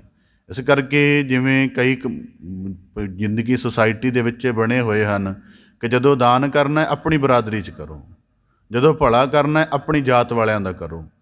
ਦੁਨਿਆਵੀ ਕਿਸਮ ਸਾਨੂੰ ਇਹ ਸਿਖਾਉਂਦਾ ਹੈ, ਪਰ ਜਿਹੜੀ ਲਾਗੀ ਪ੍ਰੀਤ ਸੁਜਾਨ ਸਿਉ ਉਹ ਸਾਨੂੰ ਇਹ ਸਿਖਾਉਂਦੀ ਹੈ ਕਿ ਸਾਰੇ ਨਕਸ਼ ਮਾਲਕ ਦੇ ਸਾਜੇ ਹੋਏ ਹਨ, ਤੂੰ ਇਹਨਾਂ ਸਾਰਿਆਂ ਦੀ ਸੇਵਾ ਕਰ। ਇਸ ਕਰਕੇ ਜਦੋਂ ਗੁਰੂ ਨਾਨਕ ਸਾਹਿਬ ਜੀ ਉਦਾਸੀਆਂ 'ਤੇ ਚੱਲੇ, ਉਹਨਾਂ ਕੋਈ ਕੈਟਾਗਰੀ ਥੋੜ੍ਹਾ ਬਣਾ ਲਈ ਕਿ ਮੇਰੇ ਗਿਆਨ ਦਾ ਲਾਭ ਇਕੱਲਾ ਹਿੰਦੂ ਨੂੰ ਹੋਏਗਾ, ਜਾਂ ਮੇਰੇ ਉਪਦੇਸ਼ ਦਾ ਅਧਿਕਾਰੀ ਮੁਸਲਮਾਨ ਹੋਏਗਾ, ਜਾਂ ਕੌਡੇ ਰਾਕਸ਼ ਵਰਗਿਆਂ ਨੂੰ ਅਸੀਂ ਆਪਣੀ ਪ੍ਰੇਮ ਦੀ ਸ਼ੋਅ ਨਹੀਂ ਲਾਉਣੀ, ਜਾਂ ਸਿੱਧਾਂ ਵਰਗੇ ਜਿਹੜੇ ਗਿਆਨ ਦੀ ਕਿਸੇ ਖੜੋਤ ਵਿੱਚ ਹਨ ਉਹਨਾਂ ਨੂੰ ਅਸੀਂ ਆਪਣੇ ਗਿਆਨ ਦੀ ਖੜੋਤ ਨਾਲ ਤੋੜ ਕੇ ਸੁੰਦਰ ਨਹੀਂ ਬਣਾਉਣਾ। ਗੁਰੂ ਨਾਨਕ ਸਾਹਿਬ ਨੇ ਤਾਂ ਆਪਣੀ ਦਇਆ ਨੂੰ ਵਗਾਉਣ ਦਾ ਕੋਈ ਪੈਮਾਨਾ ਨਹੀਂ ਰੱਖਿਆ। ਜਿਵੇਂ ਉਦਾਹਰਨ ਦੇ ਤੌਰ 'ਤੇ ਨਹਿਰ ਵਗਦੀ, ਉਹਦਾ ਫਿਰ ਵੀ ਕੋਈ ਆਕਾਰ ਹੁੰਦਾ ਹੈ, ਦਰਿਆ ਦਾ ਕੋਈ ਆਕਾਰ ਨਹੀਂ ਹੁੰਦਾ। ਮੈਂ ਪਿਛਲੀ ਦਫਾ ਗਿਆ ਤਾਂ ਸਾਰਾ ਬਿਆਸ ਬੜੀ ਗੌਰ ਨਾਲ ਗਾਇਆ, ਉਹ ਕਿਤੇ ਵੀ ਉਹਦਾ ਵੈਣ ਮਤਲਬ 5 ਮੀਟਰ ਤੱਕ ਵੀ ਉਹਦਾ ਵੈਣ ਸਿੱਧਾ ਨਹੀਂ ਹੈਗਾ, ਕਿਤੇ ਉਹ ਬੜਾ ਗਹਿਰਾ ਹੈ, ਕਿਤੇ ਹੈ। ਇੰਝ ਹੀ ਜਿਹੜੇ ਵੱਡੇ ਰੱਬੀ ਪੁਰਖਾਂ ਦੀ ਦਇਆ, ਉਹਨਾਂ ਦਾ ਗਿਆਨ, ਉਹਨਾਂ ਦੀ ਕਰੁਣਾ ਹੁੰਦੀ ਹੈ, ਉਹ ਕਿਸੇ ਸੀਮਾ ਵਿੱਚ ਚੱਲਦੇ ਨਹੀਂ। ਅਤੇ ਦੁਨਿਆਵੀ ਕਿਸਮ ਦੀ ਪ੍ਰੀਤ ਸਾਨੂੰ ਸੀਮਾ ਵਿੱਚ ਚਲਾਉਣੀ ਚਾਹੁੰਦੀ ਹੈ। ਉਹ ਕਹਿੰਦੀ ਅਸੀਂ ਪੈਦਾ ਕੀਤਾ ਸਾਡੇ ਲਈ ਹੀ ਕਰ, ਦੂਜੇ ਲਈ ਕਰੇਗਾ ਤਾਂ ਵੀ ਰੋਕਾਂਗੇ, ਭਾਵੇਂ ਉਹਨਾਂ ਨੂੰ ਪੂਰਾ ਕਰਕੇ ਫਿਰ ਵੀ ਦੂਜੇ ਦਾ ਕਰੇ ਤਾਂ ਵੀ ਇਤਰਾਜ਼ ਕਰਨਗੇ। ਜਿਵੇਂ ਉਦਾਹਰਨ ਦੇ ਤੌਰ 'ਤੇ ਗੁਰੂ ਨਾਨਕ ਸਾਹਿਬ ਨੇ ਪਰਿਵਾਰ ਦੀ ਸੰਪਦਾ ਨੂੰ ਸਭ ਤਰੀਕਿਆਂ ਨਾਲ ਪੂਰਾ ਕੀਤਾ, ਅਤੇ ਜਦੋਂ ਦੂਜੀ ਤਰਫ ਜਾਣ ਲੱਗੇ ਫਿਰ ਵੀ ਇਤਰਾਜ਼ ਹੈ। ਇਸ ਕਰਕੇ ਸੰਸਾਰ ਹਮੇਸ਼ਾ ਤੁਹਾਨੂੰ ਛੋਟਾ ਬਣਾਏਗਾ, ਅਤੇ ਛੋਟੇ ਦੇ ਵਿੱਚ ਹੀ ਸਾਡੇ ਜੀਵਨ ਨੂੰ ਕੈਦ ਕਰਕੇ ਸਾਡੇ ਜੀਵਨ ਦੇ ਸਾਰੇ ਅਰਥ ਗਵਾ ਦੇਵੇਗਾ, ਅਤੇ ਦੁਨੀਆ ਦੀ ਕਾਰ ਭੋਗਦਾ ਬੰਦਾ ਮਰ ਜਾਏਗਾ। ਇਸ ਕਰਕੇ ਗੁਰਬਾਣੀ 'ਚ ਵਾਕ ਕਹਿੰਦੇ ਨੇ, ਖੇਦ ਭਇਓ ਬੇਗਾਰੀ ਨਿਆਈ ਘਰ ਕਹਿ ਕਾਮ ਨਾ ਆਇਆ। ਹੁਣ ਜੇ ਦੇਖੋ, ਜਦੋਂ ਅਸੀਂ ਪੈਦਾ ਹੋਏ ਤਾਂ ਸਾਡਾ ਸਰੂਪ ਕਿੰਨਾ ਵਿਸ਼ਾਲ ਸੀ, ਸਾਨੂੰ ਕੋਈ ਵੀ ਚੁੱਕ ਲੈਂਦਾ ਸੀ ਪ੍ਰੇਮ ਦੇ ਨਾਲ, ਉਹਦੇ ਨਾਲ ਹੀ ਪਰਚ ਜਾਂਦੇ ਸਾਂ। ਫਿਰ ਉਸ ਚੀਜ਼ ਨੂੰ ਹੌਲੀ ਹੌਲੀ ਸੀਮਾਗਤ ਕਿਹਨੇ ਕਰਨਾ ਸ਼ੁਰੂ ਕੀਤਾ, ਉਹਨੂੰ ਇੱਕ ਹੱਦ ਦੇ ਅੰਦਰ ਲਿਆਉਣ ਦਾ ਕੰਮ ਕਿਹਨੇ ਕੀਤਾ? ਉਹ ਸਾਡੇ ਪਰਿਵਾਰ ਨੇ ਕੀਤਾ। ਅਤੇ ਪਰਿਵਾਰ ਸਾਨੂੰ ਸਾਡੀ ਛੋਟੀ ਕਿਸਮ ਦੇ ਪੈਮਾਨੇ 'ਚ ਪਾ ਕੇ ਜਿਉਣ ਲਈ ਮਜਬੂਰ ਕਰ ਦਿੰਦਾ ਅਤੇ ਬੰਦਾ ਇਹਦੇ ਵਿੱਚ ਮਰਦਾ ਹੈ। ਇਸ ਕਰਕੇ ਭਗਤ ਕਬੀਰ ਸਾਹਿਬ ਜੀ ਕਹਿੰਦੇ, ਲਾਗੀ ਪ੍ਰੀਤ ਸੁਜਾਨ ਸਿਉ ਬਰਜੈ ਲੋਕ ਅਜਾਨ। ਹੁਣ ਵਰਜਦੇ ਨੇ ਲੋਕ ਕਿ ਨਹੀਂ। ਹੁਣ ਗੁਰੂ ਨਾਨਕ ਸਾਹਿਬ ਜੀ ਕਹਿੰਦੇ ਇਸ ਦੇ ਵਿੱਚ ਇਹ ਵੀ ਜ਼ਿਕਰ ਆਇਆ ਕਿ ਚਲੋ ਜੇ ਪਰਿਵਾਰ ਨੇ ਇਤਰਾਜ਼ ਨਹੀਂ ਕੀਤਾ, ਜਦੋਂ ਅੱਗੇ ਚੱਲੇ ਤਾਂ ਜਿਹੜੇ ਧਾਰਮਿਕ ਕਿਸਮ ਦੇ ਲੋਕ ਸਨ, ਕਿਉਂਕਿ ਉਹਨਾਂ ਨੂੰ ਪਤਾ ਹੈ ਗੁਰੂ ਨਾਨਕ ਦੇ ਸਰਬ ਸਾਂਝੀ ਵਾਲਤਾ ਦੇ ਉਪਦੇਸ਼ ਕਰਕੇ ਮਨੁੱਖਾਂ ਦੇ ਵਿੱਚੋਂ ਸਾਰੇ ਤਰ੍ਹਾਂ ਦੀ ਵਿਤਕਰੇ ਦੀ ਕਾਣ ਮਿਟ ਜਾਣੀ ਅਤੇ ਸਾਰੇ ਇੱਕੋ ਰੂਪ ਹੋ ਜਾਣੇ ਨੇ। ਕਹਿੰਦੇ ਇਸ ਕਰਕੇ ਉਹਨਾਂ ਨੇ ਆਖਿਆ, ਕੋਈ ਕਹੈ ਪੂਤਨਾ ਕੋ ਕਹੈ ਬੇਤਾਲਾ। ਉਹਨਾਂ ਨੇ ਕਿਹਾ ਹੈ ਕਿ ਗੁਰੂ ਨਾਨਕ ਸਾਹਿਬ ਜਗਤ ਨੂੰ ਪ੍ਰੇਮ ਦਾ ਮਾਰਗ ਕਿਉਂ ਸਮਝਾ ਰਹੇ ਨੇ, ਸੱਚ ਦੀ ਵਿਆਖਿਆ ਬਿਲਕੁਲ ਸਪਸ਼ਟ ਕਿਉਂ ਕਰ ਰਹੇ ਹਨ, ਮਨੁੱਖਾਂ ਦੇ ਅੰਦਰ ਉਹ ਕਾਣ ਕਿਉਂ ਮਿਟਾ ਰਹੇ। ਕਹਿੰਦੇ ਉਹਨਾਂ ਨੇ ਆਖਿਆ ਹੈ, ਪਰ ਕਹਿੰਦੇ ਕੋਈ ਆਖੇ ਆਦਮੀ ਨਾਨਕ ਵਿਚਾਰਾ, ਪਰ ਕੋਈ ਆਖਦਾ ਠੀਕ ਹੈ। ਇਸ ਕਰਕੇ ਵਰਜੈ ਲੋਕ ਅਜਾਨ। ਹੁਣ ਵਰਜੈ ਲੋਕ ਅਜਾਨ ਦੇ ਤਹਿਤ ਜ਼ਿਕਰ ਕਰਦੇ ਹਾਂ ਭਗਤ ਕਬੀਰ ਸਾਹਿਬ ਜੀ, ਜਿਨ੍ਹਾਂ ਦੇ ਸਲੋਕਾਂ ਦੀ ਆਪ ਜੀ ਵਿਚਾਰ ਸ਼ਰਵਣ ਕਰਦੇ, ਉਹਨਾਂ ਦੀ ਬਾਣੀ ਜ਼ਿਕਰ ਆਉਂਦਾ ਹੈ, ਗੰਗ ਗੁਸਾਇਨ ਗਹਿਰ ਗੰਭੀਰ ਜੰਜੀਰ ਬੰਦ ਕਰ ਖਰੇ ਕਬੀਰ। ਉਹਦੇ ਵਿੱਚ ਜ਼ਿਕਰ ਆਉਂਦਾ, ਗੰਗਾ ਕੀ ਲਹਿਰ ਮੇਰੀ ਟੁੱਟੀ ਜੰਜੀਰ ਮ੍ਰਿਗਸ਼ਾਲਾ ਪਰ ਬੈਠੇ ਕਬੀਰ ਮਨ ਨਾ ਡਿਗੈ ਤਨ ਕਾਹੇ ਕੋ ਡਰਾਏ। ਪਕੜ ਕੇ ਰਾਜਸੱਤਾ ਨੇ ਜ਼ੁਲਮ ਕਰਦਿਆਂ ਬੇੜੀਆਂ ਬੰਨ੍ਹ ਕੇ ਗੰਗਾ ਦੇ ਵਿੱਚ ਸੁੱਟਣ ਦਾ ਯਤਨ ਕੀਤਾ ਜਾਤ ਅਭਿਮਾਨੀ ਧਾਰਮਿਕ ਲੋਕਾਂ ਦੇ ਕਰਕੇ ਕਿ ਇਹ ਸਾਡੇ ਸਭ ਤਰ੍ਹਾਂ ਦੇ ਉੱਪਰ ਕਟਾਕਸ਼ ਕਰਦਾ, ਜਿਹੜੇ ਪਖੰਡ ਹਨ, ਕਰਮਕਾਂਡ ਹਨ। ਪਕੜ ਕੇ ਸੁੱਟ ਦਿੱਤਾ ਗਿਆ, ਕਿਉਂਕਿ ਪ੍ਰੀਤ ਦੀ ਗੱਲ ਸਿਖਾ ਰਿਹਾ ਹੈ। ਸਾਰੇ ਤਰ੍ਹਾਂ ਦੀ ਕਾਣ ਮਿਟਾ ਕੇ ਸਾਰਿਆਂ ਨੂੰ ਇੱਕੋ ਰੂਪ ਪਛਾਣਨ 'ਤੇ ਜ਼ੋਰ ਦੇ ਰਿਹਾ ਹੈ। ਤਾਂ ਭਗਤ ਕਬੀਰ ਸਾਹਿਬ ਜੀ ਕਹਿੰਦੇ, ਐਸਾ ਜ਼ੁਲਮ ਹੋਇਆ, ਪਰ ਗੰਗਾ ਕੀ ਲਹਿਰ ਮੇਰੀ ਟੁੱਟੀ ਜੰਜੀਰ। ਜਿਹੜੀ ਗੰਗਾ ਵਿੱਚ ਡੋਬਣ ਲਈ ਮੈਨੂੰ ਸੁੱਟਿਆ, ਉਸੇ ਗੰਗਾ ਦੀਆਂ ਲਹਿਰਾਂ ਨੇ ਮੇਰੀ ਜੰਜੀਰਾਂ ਨੂੰ ਆਪਣੀ ਛੱਲਾਂ ਦੇ ਜ਼ੋਰ ਨਾਲ ਖੋਲ੍ਹ ਦਿੱਤਾ ਅਤੇ ਮੇਰੀ ਰੱਖਿਆ ਹੋ ਗਈ। ਵਰਜੈ ਲੋਕ ਅਜਾਨ। ਇਸ ਕਰਕੇ ਕਦੇ ਜੀਵਨ 'ਚ ਜ਼ਿਕਰ ਪੜ੍ਹਨਾ, ਜਿਹੜੇ ਭਗਤ ਬਾਣੀਕਾਰ ਹੋਏ ਨੇ, ਭਗਤ ਰਵਿਦਾਸ ਜੀ, ਭਗਤ ਕਬੀਰ ਸਾਹਿਬ ਜੀ, ਭਗਤ ਨਾਮਦੇਵ ਜੀ। ਭਗਤ ਨਾਮਦੇਵ ਜੀ ਦੇ ਸੰਬੰਧ ਵਿੱਚ ਜ਼ਿਕਰ ਮਿਲਦਾ, ਭੈਰੋ ਰਾਗ ਅੰਦਰ ਸ਼ਬਦ ਹੈ ਬੜਾ ਵਿਸਥਾਰ ਵਿੱਚ, ਸੁਲਤਾਨ ਪੁੱਛੈ ਸੁਨਬੇ ਨਾਮਾ ਦੇਖੋ ਰਾਮ ਤੁਮਾਰੇ ਕਾਮਾ, ਨਾਮਾ ਸੁਲਤਾਨੇ ਬਾਦਿਲਾ ਦੇਖੋ ਤੇਰਾ ਹਰ ਬੀਠਲਾ। ਭਗਤ ਨਾਮਦੇਵ ਜੀ ਨੂੰ ਸੰਗਲਾਂ ਦੇ ਨਾਲ ਬੰਨ੍ਹ ਕੇ ਹਾਥੀ ਅੱਗੇ ਸੁੱਟ ਦਿੱਤਾ ਗਿਆ ਲੋਧੀ ਬਾਦਸ਼ਾਹ ਵੱਲੋਂ। ਕਿਹਾ ਗਿਆ ਕਿ ਜਿਹੜੀ ਗਊ ਮ੍ਰਿਤ ਹੋ ਗਈ, ਇਹਨੂੰ ਜੀਵਤ ਕਰੋ। ਕਹਿੰਦੇ ਨਹੀਂ, ਇੰਝ ਹੋਣ ਵਾਲੀ ਨਹੀਂ, ਇਹ ਮਾਲਕ ਕਰਨ ਵਾਲਾ, ਅਸੀਂ ਕੁਝ ਕਰਨ ਵਾਲੇ ਨਹੀਂ। ਪਰ ਬਾਦਸ਼ਾਹ ਇਸ ਗੱਲ 'ਤੇ ਅੜ ਗਿਆ। ਕਹਿਣ ਲੱਗਾ ਕਿ ਉਸ ਤੋਂ ਬਾਅਦ ਹਾਥੀ ਨੂੰ ਜਿਹੜਾ ਹੈ ਛੱਡ ਦਿੱਤਾ ਗਿਆ ਕਿ ਉਹ ਆਪਣੇ ਕਦਮਾਂ ਦੇ ਨਾਲ ਭਗਤ ਨਾਮਦੇਵ ਜੀ ਨੂੰ ਕੁਚਲ ਦੇਵੇ। ਤਾਂ ਅੱਗੇ ਕੀ ਜ਼ਿਕਰ ਆਉਂਦਾ, ਜਦੋਂ ਹਾਥੀ ਭਗਤ ਨਾਮਦੇਵ ਜੀ ਦੇ ਨਿਕਟ ਆਇਆ ਅਤੇ ਲਾਗੀ ਪ੍ਰੀਤ ਸੁਜਾਨ ਸਿਉਂ ਦਾ ਭਾਵ ਉਹਦੇ ਉੱਪਰ ਨਾਜ਼ਲ ਹੋਇਆ। ਅਤੇ ਜ਼ਿਕਰ ਹੈ, ਕਰੈ ਗਜਿੰਦ ਸੁੰਡ ਕੀ ਚੋਟ ਨਾਮਾ ਉਬਰੈ ਹਰ ਕੀ ਓਟ। ਭਗਤ ਨਾਮਦੇਵ ਜੀ ਕਹਿੰਦੇ ਉਹ ਹਾਥੀ ਨਮਸਕਾਰ ਕਰਨ ਲੱਗ ਪਿਆ ਅਤੇ ਦੱਸਣ ਲੱਗ ਪਿਆ ਕਿ ਭਗਤ ਜਿਹੜਾ ਪ੍ਰਿਯ ਹੈ ਮਾਲਕ ਦਾ, ਉਹਨੂੰ ਦੁੱਖ ਨਹੀਂ ਪਹੁੰਚਾਉਣਾ ਚਾਹੀਦਾ। ਪਰ ਭਗਤ ਕਬੀਰ ਸਾਹਿਬ ਜੀ ਕਹਿੰਦੇ, ਵਰਜੈ ਲੋਕ ਅਜਾਨ। ਇਹ ਛੋਟੀ ਕਿਸਮ ਦਾ ਜੀਵਨ ਹੈ। ਤਾਂ ਇਸ ਕਰਕੇ ਦੁਨੀਆ ਦੇ ਜਿੰਨੇ ਰਹਿਬਰ ਅਧਿਆਤਮਿਕ ਪੁਰਖ ਹੋਏ ਹਨ, ਉਹਨਾਂ ਦੇ ਪਰਿਵਾਰ ਨਾਲ ਸੰਤੁਲਨ ਬਣਨ ਦਾ ਕਾਰਨ ਵੀ ਇਹੀ। ਸਾਡਾ ਇੱਕ ਨਿਕਟਵਰਤੀ ਬੜਾ ਵੱਡਾ ਸੰਗੀਤ ਦਾ ਪ੍ਰਵੀਨ ਬੰਦਾ ਹੈ। ਪ੍ਰਵੀਨ ਇਤਨਾ ਜ਼ਿਆਦਾ ਸੰਗੀਤ ਦਾ ਪ੍ਰਵੀਨ ਹੈ ਕਿ ਉਹਦੇ ਜੀਵਨ ਦੀ ਬੜੀ ਵੱਡੀ, ਬਸ ਉਹਨੇ ਆਪਣੀ ਜ਼ਿੰਦਗੀ ਦਾ ਮਕਸਦ ਬਣਾਇਆ ਹੈ ਕਿ ਮੈਂ ਆਪਣੇ ਰਾਗਾਤਮਕ ਗਾਇਨ ਦਾ ਇੱਕ ਪੈਸਾ ਨਹੀਂ ਵਸੂਲਣਾ ਕਿਸੇ ਕੋਲੋਂ। ਅਤੇ ਪਰਿਵਾਰ ਨਾਲ ਉਹਦਾ ਅਜੇ ਤੱਕ ਇੱਕ ਸੁਰਤਾ ਨਹੀਂ ਬਣ ਸਕੀ। ਪਰਿਵਾਰ ਚਾਹੁੰਦਾ ਆਪਣੇ ਰਾਗ ਦੀ ਮੋਟੀ ਕਮਾਈ ਕਰ। ਉਹ ਕਹਿੰਦਾ, ਰਾਗ ਮੈਨੂੰ ਗਲਾ ਮਾਲਕ ਨੇ ਦਿੱਤਾ ਹੈ, ਰਾਗ ਨੂੰ ਸਮਝਣ ਦੀ, ਗਾਉਣ ਦੀ ਬੁੱਧ ਮਾਲਕ ਨੇ ਦਿੱਤੀ ਹੈ। ਤੁਸੀਂ ਤਾਂ ਕੇਵਲ ਸਰੀਰ ਦੇ ਢਾਂਚੇ ਨੂੰ ਜਨਮ ਦਿੱਤਾ, ਉਹ ਵੀ ਤੁਸੀਂ ਨਹੀਂ ਦਿੱਤਾ, ਸਿਰਫ ਤੁਹਾਡੇ ਦੁਆਰਾ ਸੰਭਵ ਹੋਇਆ ਹੈ। ਉਦਾਹਰਨ ਦੇ ਤੌਰ 'ਤੇ ਇੱਕ ਮਾਤਾ ਪਿਤਾ ਦੇ ਸਰੀਰ ਤੋਂ ਨਿਰਮਿਤ ਹੋਏ ਹਾਂ, ਅਤੇ ਜੇ ਸਾਡਾ ਅੱਜ 10 ਫੁੱਟ ਕੱਦ ਹੈ ਜਾਂ ਜਿੰਨਾ ਵੀ ਜੀਵਨ ਹੈ, ਇਹ ਸਾਰਾ ਮਾਤਾ ਪਿਤਾ ਨੇ ਥੋੜ੍ਹਾ ਬਣਾਇਆ। ਇਹ ਤਾਂ ਰਚਨਾ ਦਾ ਨੇਮ ਹੈ। ਉਹ ਉਹਨੂੰ ਸਿਰਫ ਇੱਕ ਪੜਾਅ ਦਿੰਦੇ ਹਨ, ਉਹਦੇ ਵਿੱਚ ਸਾਰਾ ਕੁਝ ਆਪਣੇ ਆਪ ਵਿਕਸਿਤ ਹੋ ਜਾਂਦਾ। ਇਸ ਕਰਕੇ ਦੁਨਿਆਵੀ ਕਿਸਮ ਦਾ ਜਗਤ ਜਿਹੜਾ ਹੈ ਛੋਟੇ ਕਰਮ ਦਾ ਕਰਦਾ। ਭਾਈ ਕਨ੍ਹੱਈਆ ਜੀ ਦੀ ਇੱਕ ਦਿਨ ਮੈਂ ਜੀਵਨੀ ਪੜ੍ਹਿਆ, ਉਹਦੇ ਵਿੱਚ ਜ਼ਿਕਰ ਆਇਆ, ਭਾਈ ਕਨ੍ਹੱਈਆ ਜੀ ਬੜੇ ਅਮੀਰ ਪਰਿਵਾਰ ਵਿੱਚੋਂ ਸਨ ਅਤੇ ਸੇਵਾ ਕਰਨੀ, ਘੜੇ ਭਰ ਕੇ ਲੋਕਾਂ ਨੂੰ ਲਾਭ ਪਹੁੰਚਾਉਣਾ, ਰਾਹੀ ਗੀਰਾਂ ਨੂੰ, ਮੁਸਾਫਰਾਂ ਨੂੰ, ਪਰਿਵਾਰ ਇਤਰਾਜ਼ ਕਰਦਾ ਸੀ ਇਹ ਅੱਜ ਵੀ ਚੱਲਦਾ ਹੈ, ਕੋਈ ਉਦੋਂ ਦੀ ਗੱਲ ਨਹੀਂ। ਅੱਜ ਵੀ ਕਿਸੇ ਅਮੀਰ ਘਰਾਣੇ ਦਾ ਬੱਚਾ ਕਿਤੇ ਸ਼ਰਧਾ ਵਸ ਗੁਰੂ ਘਰ ਸੇਵਾ ਕਰਨ ਆ ਜਾਏ, ਥੋੜ੍ਹੇ ਬਸਤਰ ਮੈਲੇ ਹੋ ਜਾਣ, ਮਾਤਾ ਪਿਤਾ ਕਹਿੰਦੇ ਹਨ ਇਹ ਨਿਮਨ ਲੋਕਾਂ ਦਾ ਕੰਮ ਹੈ, ਇਹ ਸਾਡਾ ਕੰਮ ਨਹੀਂ, ਅਸੀਂ ਤਾਂ ਕੇਵਲ ਹਾਕਮਚਾਰੀ ਦੇ ਵਿੱਚ ਰਹਿਣਾ ਹੈ, ਇਹ ਇਸ ਤਰ੍ਹਾਂ ਦਾ ਕੰਮ ਅਸੀਂ ਨਹੀਂ ਕਰਨਾ। ਤਾਂ ਕਰਕੇ ਭਗਤ ਕਬੀਰ ਸਾਹਿਬ ਜੀ ਕਹਿੰਦੇ ਵਰਜੈ ਲੋਗ ਅਜਾਨ। ਇਸ ਕਰਕੇ ਜ਼ਿਕਰ ਆਇਆ ਸੀ ਲਾਗੀ ਪ੍ਰੀਤ ਸੁਜਾਨ ਸਿਉਂ ਦੇ ਵਿੱਚ ਕੁੱਲ ਕੁਰਬਾਨ ਕਰ ਦਿੱਤਾ ਜਾਂਦਾ ਹੈ। ਸਤਿਗੁਰੂ ਗੁਰੂ ਗੋਬਿੰਦ ਸਿੰਘ ਸਾਹਿਬ ਜੀ ਦਾ ਜੀਵਨ ਸਾਡੇ ਸਨਮੁਖ ਹੈ। ਗੁਰੂ ਗੋਬਿੰਦ ਸਿੰਘ ਜੀ ਦਾ ਜੀਵਨ ਹਰ ਪਲ, ਜੇ ਉਹਨਾਂ ਨੇ ਖਾਲਸੇ ਨੂੰ ਮੇਰੋ ਰੂਪ ਹੈ ਖਾਸ ਕਿਹਾ, ਤਾਂ ਗੁਰੂ ਗੋਬਿੰਦ ਸਿੰਘ ਜੀ ਦੇ ਜੀਵਨ 'ਚੋਂ ਇੱਕ ਪਲ ਵੀ ਲੱਭਣਾ ਅਤੀ ਮੁਸ਼ਕਿਲ ਹੈ ਜਦੋਂ ਉਹਨਾਂ ਨੇ ਇਸ ਸੱਚੇ ਦੀ ਖਲਕਤ ਨੂੰ ਸਵਾਰਨ ਦੇ ਲਈ, ਉਭਾਰਨ ਦੇ ਲਈ, ਨਿਵਾਜਣ ਦੇ ਲਈ ਕੋਈ ਯਤਨ ਨਾ ਕੀਤਾ ਹੋਵੇ। ਇਸ ਕਰਕੇ ਅਸੀਂ ਛੋਟੀ ਕਿਸਮ ਦੇ ਵਿੱਚ ਜਿਉ ਰਹੇ ਹਾਂ, ਸਾਡਾ ਜੀਵਨ ਛੋਟਾ। ਭਗਤ ਕਬੀਰ, ਇਸ ਕਰਕੇ ਮੀਰਾ ਦਾ ਵੀ ਜ਼ਿਕਰ ਆਉਂਦਾ ਹੈ।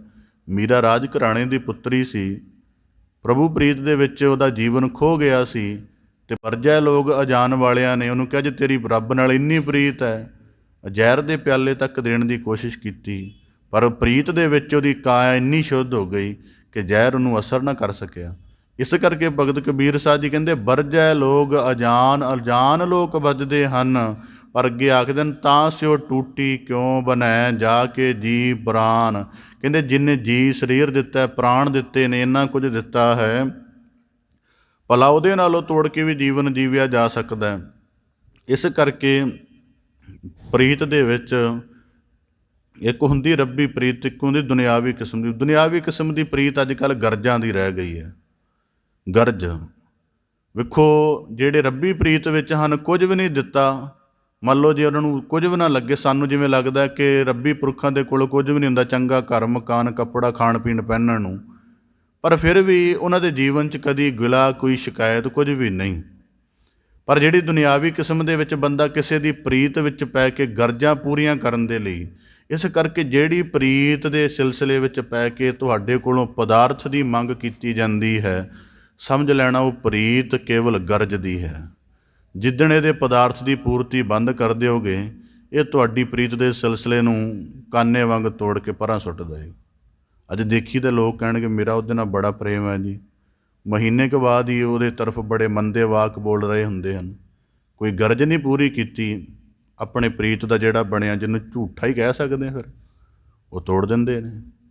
ਤਾਂ ਭਗਤ ਕਬੀਰ ਸਾਹਿਬ ਜੀ ਇਸੇ ਕਰਕੇ ਆਖਦੇ ਹਨ ਜਾ ਕੇ ਜੀ ਪ੍ਰਾਣ। ਜਿਹਦੇ ਜੀ ਪ੍ਰਾਣ, ਉਹਦੀ ਸਰਮ ਪ੍ਰਥਮ ਵਫਾਦਾਰੀ, ਪਹਿਲਾ ਸਨੇਹ, ਪਹਿਲੀ ਮੁਹੱਬਤ ਉਹਦੇ ਨਾਲ ਹੈ। ਜੇ ਦੁਨੀਆ ਇਸ ਕਰਮ ਦੇ ਵਿੱਚ ਸਾਡੀ ਮਦਦ ਕਰਦੇ ਤਾਂ ਚੰਗੀ ਹੈ, ਨਹੀਂ ਤੇ ਰਿਜੈਕਟ ਹੈ। ਹੁਣ ਕਿੱਥੇ ਮਦਦ ਕਰਦੀ ਹੈ? ਸਾਰੀ ਜ਼ਿੰਦਗੀ ਦਾ ਮੈਂ ਕਈ ਦਿਨਾਂ ਤੋਂ ਇਸ ਨੁਕਤੇ 'ਤੇ ਵਿਚਾਰ ਰਿਹਾ ਕਿ ਜਿਹੜਾ ਸਾਡਾ ਸਾਰੀ ਜ਼ਿੰਦਗੀ ਦਾ ਬਲ ਹੈ, ਅਸੀਂ ਉਸ ਸਿਰਜਣਹਾਰ ਦੇ ਹਿੱਸੇ ਵਿੱਚ ਤਾਂ ਉਹਦਾ 10% ਵੀ ਨਹੀਂ ਭੁਗਤਾਉਂਦੇ। ਉਹ ਤਾਂ ਪਰਿਵਾਰ, ਸਮਾਜ ਜਾਂ ਜੀਵਨ ਦਾ ਜਿਹੜਾ ਬਾਹਰੀ ਪਸਾਰਾ, ਜਿਹਦੇ ਵਿੱਚ ਸਾਰੀ ਭਟਕਣ ਹੀ ਭਟਕਣ ਹੈ, ਉਹਦੇ ਤਹਿਤ ਭੁਗਤਾਉਂਦੇ ਹਾਂ। ਇਸ ਕਰਕੇ ਭਗਤ ਕਬੀਰ ਸਾਹਿਬ ਜੀ ਆਖਦੇ ਜਾ ਕੇ ਜੀ ਪ੍ਰਾਣ। ਜਿਹਦੇ ਦਿੱਤਾ ਹੋਇਆ ਜੀਵਨ ਹੈ ਉਸ ਨੂੰ ਹੀ ਅਰਪਣ ਕਰਨਾ। ਤਾਂ ਕਰਕੇ ਅਰਦਾਸ ਦੇ ਵਿੱਚ ਵਾਕ ਆਉਂਦੇ, ਜਾਂ ਭਗਤ ਕਬੀਰ ਸਾਹਿਬ ਜੀ ਦੇ ਵਾਕ ਹਨ, ਤੇਰਾ ਤੁਝ ਕੋ ਸੌ ਪਤੇ। ਇਸ ਕਰਕੇ ਕਿਆ ਲੱਗਿਆ ਮੇਰਾ, ਮਤਲਬ ਤੇਰਾ ਦੇ ਵਿੱਚ ਜਿਉਂ ਕਿ ਉਹ ਲਾਗੀ ਪ੍ਰੀਤ ਸੁਜਾਨ ਦਾ ਜਿਹੜਾ ਹੈ ਅਭਿਆਸ ਕਰਦੇ ਹਨ। ਇਸੇ ਤਰ੍ਹਾਂ ਭਗਤ ਕਬੀਰ ਸਾਹਿਬ ਜੀ ਬਖਸ਼ਿਸ਼ ਕਰਦੇ ਹਨ, ਕਬੀਰ ਕੋਠੇ ਮੰਡਪ ਹੇਤ ਕਰ, ਕਾਹੇ ਮਰਹੋ ਸਵਾਰ। ਹੁਣ ਅੱਗੇ ਭਗਤ ਕਬੀਰ ਸਾਹਿਬ ਜੀ ਜ਼ਿਕਰ ਕਰਦੇ ਨੇ ਅਗਲੇ ਸ਼ਲੋਕ ਦੇ ਅੰਤਰਗਤ ਕਿ ਇਹਨਾਂ ਕੋਠੇ ਸੁੰਦਰ ਮਕਾਨਾਂ ਦੇ ਨਾਲ ਮੋਹ ਕਰਕੇ ਕਿਉਂ ਮਰਨਾ ਤਾਂ ਹੈ, ਪਰ ਆਪਣੇ ਜੀਵਨ ਨੂੰ ਕਿਉਂ ਵਿਅਰਥ ਗਵਾ ਰਹੇ ਹੋ, ਜਦ ਕਿ ਅਸਲ ਜੀਵਨ ਦੇ ਲਈ ਥਾਂ ਕਾਰਜ ਸਾਡੇ ਤੀਨ ਹੱਥ, ਘਨੀ ਤਾਂ ਪੌਨੇ ਚਾਰ। ਵੱਧ ਤੋਂ ਵੱਧ ਜੀਵਨ ਨੂੰ 3.5 ਹੱਥ ਦੀ ਲੋੜ ਹੈ, ਭਾਵ ਕਿ ਆਪਣੀ ਅਰਕ ਤੱਕ ਜਿਹੜਾ ਹੈ ਇਸ ਨੂੰ ਗਿਣ ਲਓ ਅਤੇ ਇਹਨੂੰ 3.5 ਵਾਰੀ ਮਿਲ ਲਓ। ਕਹਿੰਦੇ ਇੰਨੀ ਕਿਸੇ ਮਨੁੱਖ ਨੂੰ ਥਾਂ ਦੀ ਲੋੜ ਹੈ। ਜੇ ਵਧੀਕ ਹੈ, ਕੋਈ ਬਹੁਤਾ ਲੰਬਾ 7-8 ਫੁੱਟ ਹੈ, ਤਾਂ ਫਿਰ ਹੋ ਸਕਦਾ ਪੌਣੇ 4 ਹੱਥ ਲੋੜ ਹੋਵੇ। ਔਰ ਦੂਜੀ ਗੱਲ, ਕਿਵੇਂ ਇਸ ਕਿਸੇ ਸਭਾ ਦੇ ਵਿੱਚ ਬਹਿਸ ਹੋ ਗਈ ਕਿ ਕਾਰਜ 3.5 ਹੱਥ ਵਿੱਚ ਬੰਦੇ ਦੀ ਗੱਲ ਕਿਵੇਂ ਸਿਮਟ ਸਕਦੀ ਹੈ। ਕਿਸੇ ਮਹਾਤਮਾ ਨੂੰ, ਫਕੀਰ ਨੂੰ ਸੱਦਿਆ ਗਿਆ, ਕੋਈ ਬਾਦਸ਼ਾਹ ਸੀ, ਉਹਨੇ ਕਿਹਾ ਲੰਮਾ ਪੈ। ਰਾਤ ਸਮੇਂ ਜਦੋਂ ਬੰਦਾ ਲੰਮਾ ਪੈਂਦਾ ਨਾ, ਤਾਂ ਕੋਈ ਹੈ ਦੁਨੀਆ ਦੇ ਵਿੱਚ ਇੱਕ ਅੱਧਾ ਜਿਹੜੀ ਸਾਰੀ ਰਾਤ ਸਿੱਧਾ ਸਰਪਟ ਲੇਟਿਆ ਰਹੇ, ਨਹੀਂ ਤਾਂ ਬੰਦੇ ਦੀਆਂ ਲੱਤਾਂ ਛਾਤੀ ਨਾਲ ਆ ਜਾਂਦੀਆਂ ਨੇ। ਬਹੁਤੀ ਵਾਰੀ ਉਹ ਕੁੰਗੜ ਜਿਹਾ ਜਾਂਦਾ, ਇਕੱਠਾ ਜਿਹਾ ਹੋ ਜਾਂਦਾ। ਉਸ ਫਕੀਰ ਨੇ ਰਾਜੇ ਦੀਆਂ ਲੱਤਾਂ ਨੂੰ ਛਾਤੀ ਨਾਲ ਲਗਾ ਦਿੱਤਾ, ਮੁੱਖ ਜਿਹਾ ਉਹਦਾ ਨਾਲ ਲਗਾ ਦਿੱਤਾ, ਅਤੇ ਬਾਅਦ 'ਚ ਥਾਂ ਮਿਣ ਕੇ ਬਣਾਈ ਉਹ 3.5 ਤੋਂ ਵੀ ਘੱਟ ਬਣੀ। ਅਤੇ ਉਹਨੇ ਫਿਰ ਦੱਸਿਆ, ਕਹਿੰਦਾ ਇਹੀ ਗੱਲ ਨਹੀਂ ਜਿਨ੍ਹਾਂ ਨੇ ਸੰਸਕਾਰ ਨੂੰ ਨੇੜਿਓਂ ਦੇਖਿਆ ਹੋਏਗਾ। ਜਦੋਂ ਕਿਸੇ ਮ੍ਰਿਤਕ ਪ੍ਰਾਣੀ ਦਾ ਸੰਸਕਾਰ ਹੁੰਦਾ ਹੈ, ਉਹਦਾ ਸਰੀਰ ਸੁੰਗੜਨ ਲੱਗ ਪੈਂਦਾ ਹੈ। ਉਹਦਾ ਮਤਲਬ ਮੇਨ ਲੱਕ ਦਾ ਹੀ ਹਿੱਸਾ ਬਾਕੀ ਰਹਿੰਦਾ, ਉਹਦਾ ਉੱਪਰਲਾ ਹਿੱਸਾ ਜਦੋਂ ਸੜਦਾ, ਸੜਨ ਦੇ ਨਾਲ ਨਾਲ ਉਹ ਇਕੱਠਾ ਵੀ ਹੋਈ ਜਾਂਦਾ। ਉਹ ਸਿਰਫ ਇੰਨਾ ਕੁ ਥਾਂ ਬਚਦਾ 40-45 ਇੰਚ ਦੇ ਵਿੱਚ ਹੀ। ਇਸ ਕਰਕੇ ਭਗਤ ਕਬੀਰ ਸਾਹਿਬ ਜੀ ਕਹਿੰਦੇ, ਕਾਰਜ ਸਾਡੇ 3 ਹੱਥ, ਜੀਵਨ ਦੀ ਅਸਲ ਅਵਸਥਾ ਦੀ ਲੋੜ ਹੈ। ਘਣੀ ਤਾਂ ਪਾਉਨੇ 4, ਪਰ ਉਹ ਵੀ ਕੁਝ ਸਮੇਂ ਲਈ, ਪੱਕੀ ਨਹੀਂ ਚਾਹੀਦੀ। ਔਰ ਦੂਜੀ ਗੱਲ, ਜਿੰਦੇ ਕਾਰਜ ਸਾਡੇ 3 ਹੱਥ, ਜੇ ਪੱਕੀ ਕਬਰ ਦੇ ਤੌਰ 'ਤੇ ਵੀ ਚਾਹੀਦੀ ਹੈ ਅਤੇ 3.5 ਹੱਥ ਚਾਹੀਦੀ ਹੈ, ਵਧੀਕ ਨਹੀਂ। ਪਰ ਭਗਤ ਕਬੀਰ ਸਾਹਿਬ ਜੀ ਕਹਿੰਦੇ ਉਲਟਾ ਸਿਲਸਿਲਾ ਦੇਖੋ, ਕੋਠੇ ਮੰਡਪ ਹੇਤ ਕਰ।